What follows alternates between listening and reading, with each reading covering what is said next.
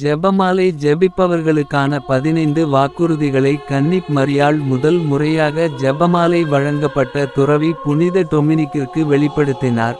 பின்னர் பக்தியை மீண்டும் உயிர்ப்பித்த ஆலன் டி லா ரோச்சிற்கும் வெளிப்படுத்தினார். வாக்குறுதிகளை பார்ப்போம். 1. என் ஜெபமாலை தொடர்ந்து ஜெபிப்பவர் என்னிடம் கேட்கும் எந்த அருளையும் பெறுவார். 2. என் ஜெபமாலை பக்தியுடன் ஜெபிப்பவர்களுக்கு எனது மிகவும் சிறப்பு வாய்ந்த பாதுகாப்பையும் பெரும் நன்மைகளையும் நான் உறுதியளிக்கிறேன். 3.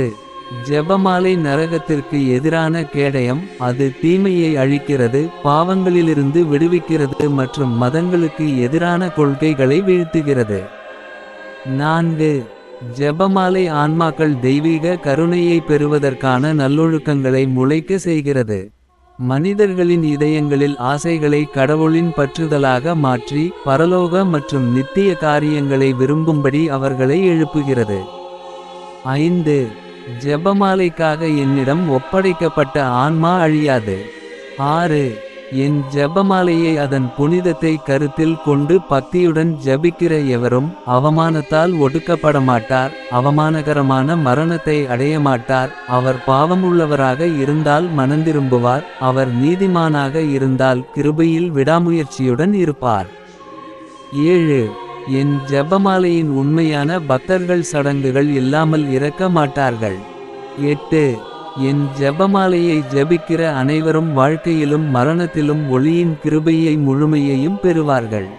9. என் ஜெபமாலைக்கு அர்ப்பணிக்கப்பட்ட ஆன்மாக்களை நான் பாவங்களில் இருந்து விடுவிப்பேன். 10. என் ஜெபமாலையின் ஜெபிக்கும் குழந்தைகள் பரலோகத்தில் ஒரு தனித்துவமான மகிமையை அனுபவிப்பார்கள். 11. ஜெபமாலை மூலம் கேட்கப்படும் அனைத்தும் விரைவில் அடையப்படும். 12. என் ஜெபமாலையை பரப்புபவர்களுக்கு அவர்களின் தேவைகளில் நான் உதவுவேன். 13.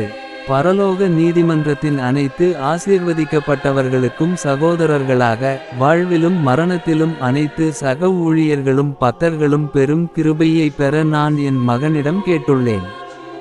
14. ஜெபமாலை ஜெபிப்பவர்கள் அனைவரும் என் அன்புக்குரிய பிள்ளைகள் மற்றும் என் ஒரே மகனான இயேசுவின் சகோதரர்கள்.